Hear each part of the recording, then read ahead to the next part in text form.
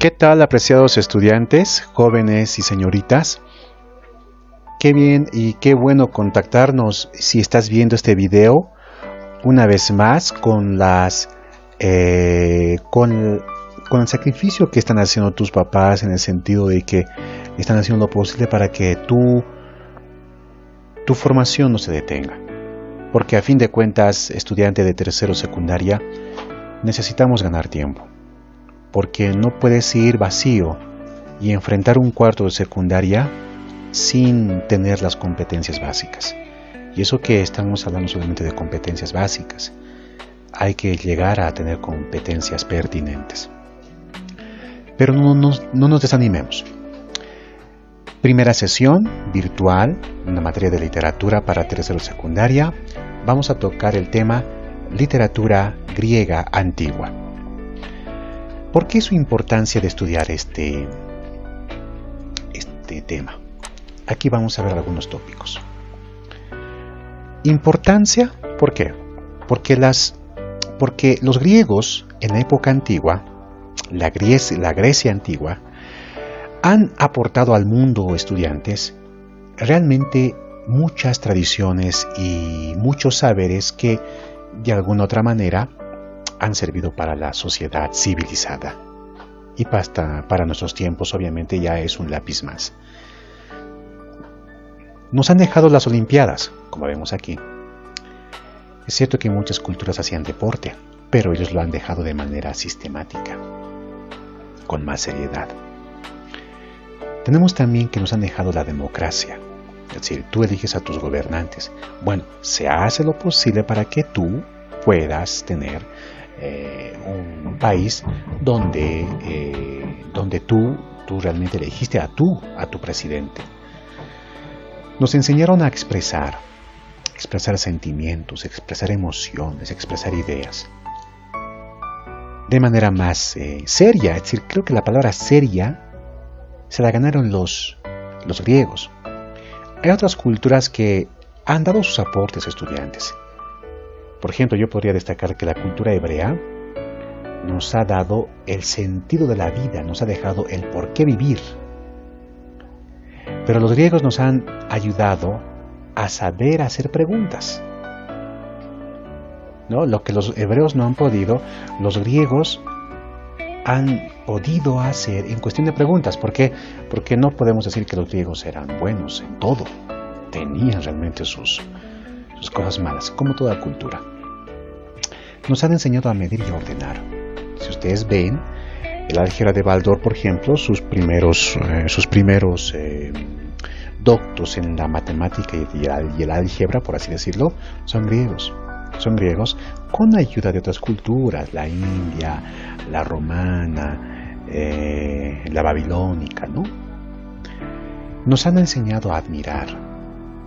A veces en nuestros tiempos, estudiantes, ustedes se están volviendo muy duros, no son muy personas que son fáciles de que caigan en admiración. Ustedes son personas muy fáciles de acapararse con una pantalla. Y no es del todo malo, solamente que toda exageración, toda intemperancia conduce a vicios que a la final te adormecen. Bueno, y nos enseñaron los griegos a pensar. Aquí surgen los más grandes filósofos de la Grecia antigua. Grecia también se considera la mala cuna, la madre de la cultura del mundo. Nos dejaron sus palabras. Algunas palabritas que nosotros hablamos, estudiantes, son griegas. Y eso vamos a ver cuáles son. La literatura, en sí la literatura, hace que también tengamos mucha importancia gracias a los griegos. Es la literatura la que trabajan 5 siglos sin parar. Y es por eso que también se les debe a los griegos el lugar donde hay que estudiar mucho sobre el acervo literario. Eso es su importancia, jóvenes. Ahora, ¿cuáles son sus fuentes de inspiración para crear literatura? ¿De quién? De los griegos. La importancia es la siguiente. no la importancia, la fuente de inspiración es la siguiente. Ellos se inspiraban en los fenómenos de la naturaleza y eran fenómenos poco explicables. Ellos los llamaban fuerzas misteriosas. ¿Por qué? Porque no podían explicarse. Ustedes saben muy bien que en la Grecia clásica, en la Grecia mitológica, no había ciencia. Todo lo que pasaba ahí era porque un dios lo propuso, un dios lo permitió. Pero los griegos no tenían o no han creado instrumentos para poder medir, ¿no? Decía siempre y digo siempre a mis estudiantes que cuando ellos veían un rayo que destellaba en las nubes con mucha lluvia, ellos decían, oh no, Dios Zeus mandó su rayo y está enojado. Cuando la ciencia en lo futuro explica que es el choque de dos nubes con carga positiva y el otro con carga negativa. Pero para ellos todo era dioses y dioses. Por eso, a base de que no había, digamos, esa explicación racional, la naturaleza se torna como la fuente de inspiración para hacer este tipo de textos, leyendas, fábulas, tradiciones, poemas y narraciones memorables. Una cuestión importante es que también una actitud y fuente de inspiración para los griegos es que tenían una actitud politeísta, es decir, creen en muchos dioses los griegos. Los griegos tenían N dioses. Si ustedes ven y alguna vez se compran mitología griega, van a encontrar terribles narraciones de griegos, de dioses, que se han creado los mismos griegos de esa época. Eran politeístas y sus dioses tenían diferentes poderes. Pero aparte de ser politeístas, eran antropomorfistas tenían una posición del antropomorfismo en el sentido de que sus dioses, estudiantes, eran como dioses humanos, pensaban como humanos. Y aquí está el primer error de los griegos. Sus dioses, a pesar de ser con un cuento bonito, con un inicio y una familia de donde salían la estirpe de los dioses, sus dioses pensaban, sentían, razonaban, contaban de manera humana, ¿no? ¿Por qué es contradictorio y por qué el error de los griegos?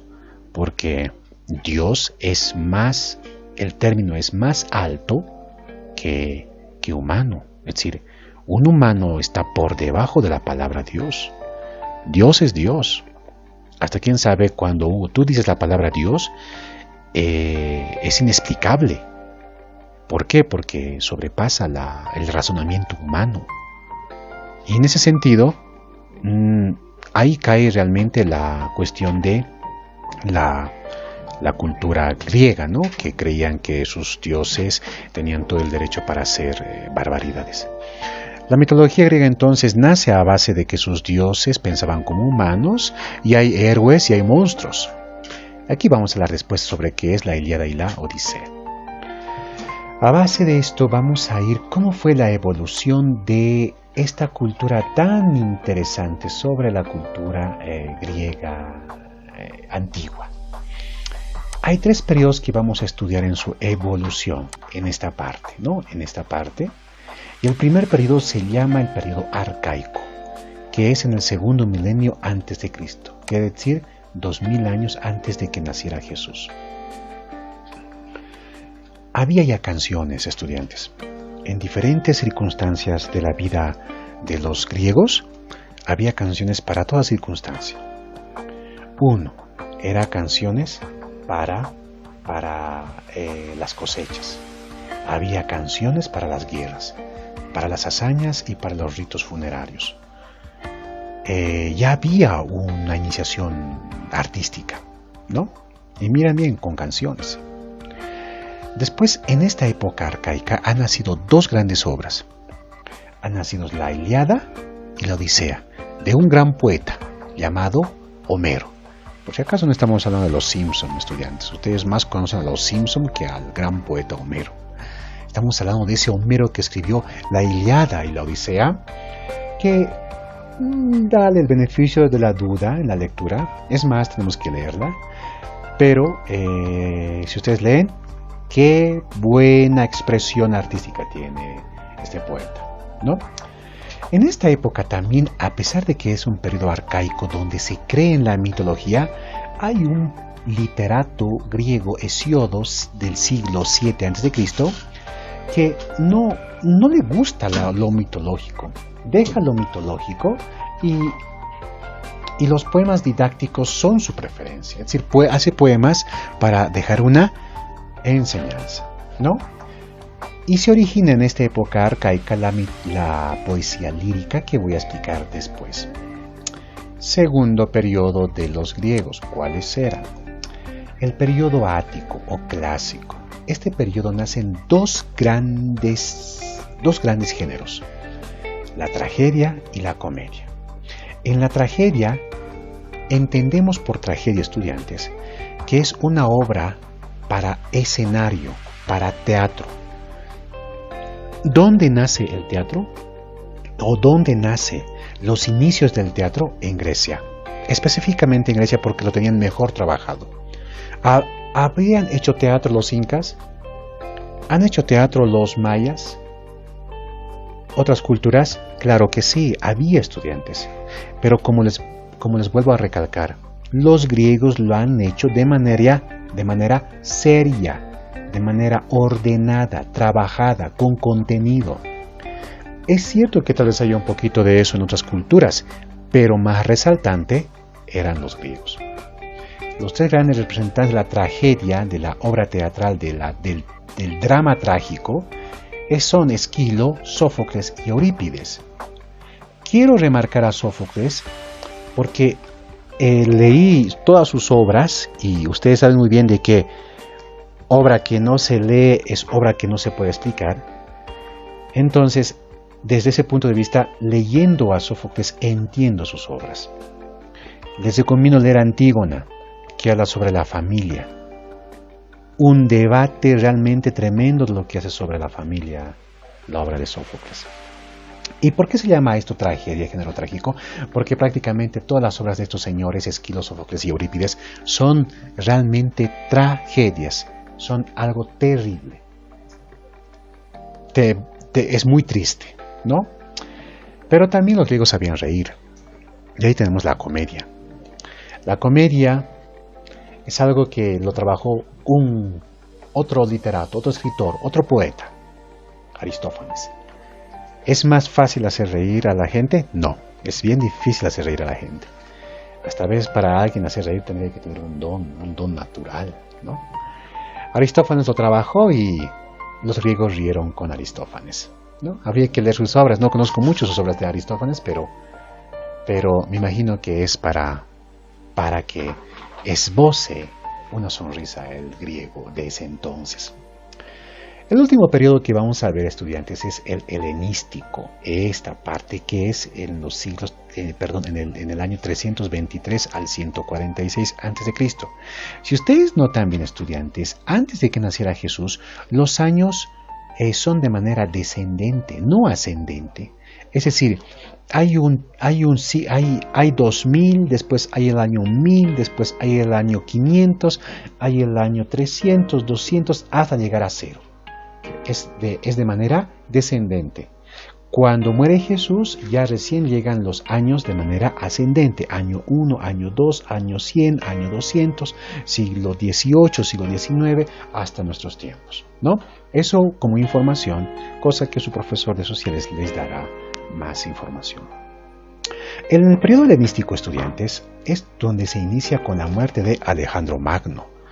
¿Quién fue este Alejandro Magno como para que le citemos en esta parte del periodo helenístico? Este Alejandro Magno, estudiantes, fue un gran guerrero, un joven que ha conquistado Egipto de su época, que ha conquistado la India. Y hay una grande película, ¿no?, que pueden verla. Y era un militar joven, ¿no?, de 30 y tantos años, que ha conquistado grandes imperios, ¿no? Era griego. Por profesor tenía a un gran profesor de su época que se llamaba Aristóteles. Y de una otra manera le influyó mucho para hacer sus cálculos militares.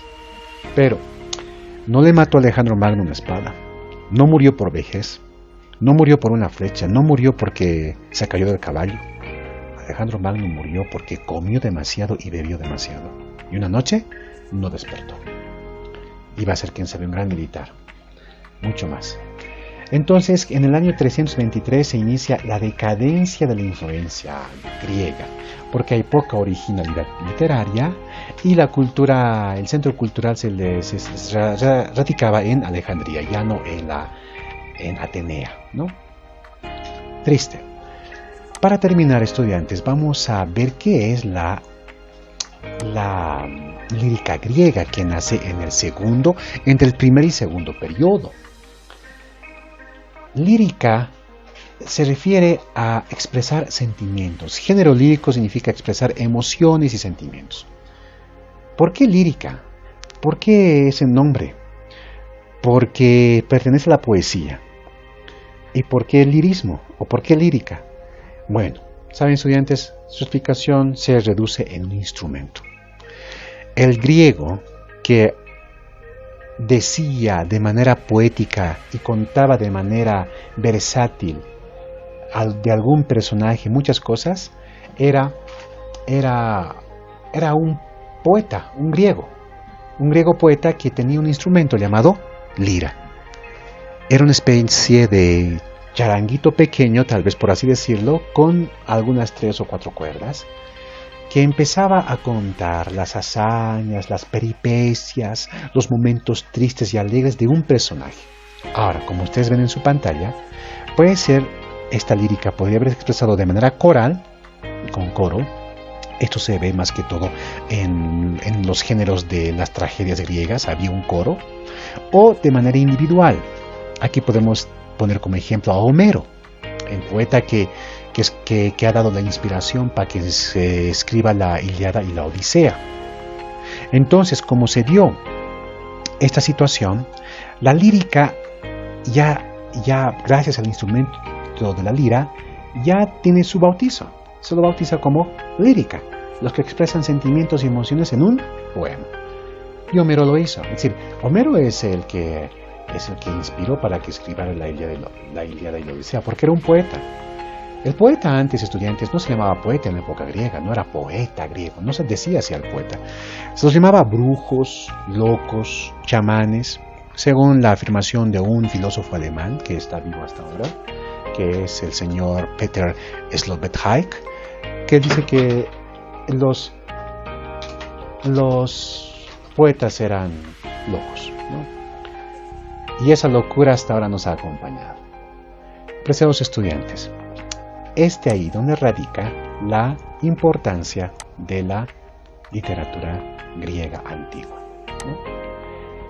Ustedes lo que van a hacer en la tarea, según las consignas que se les mando en PDF, es hacer su mapa conceptual, es decir, copiar este mapa conceptual que les he dado, porque también les voy a mandar como una imagen en WhatsApp o en Classroom, en las dos, ¿ya? Pero por favor, antes de terminar, doy esta consigna y resalto esta consigna. Ve trabajando sigue en WhatsApp, pero de aquí a 3 semanas ya tienes que ir migrando a Classroom. Los que ya están en Classroom, muy bien, les felicito. Ahí vamos a trabajar, ¿ok? Estudiantes, gracias por su atención y que Dios los cuide, los bendiga y cuide su unidad familiar.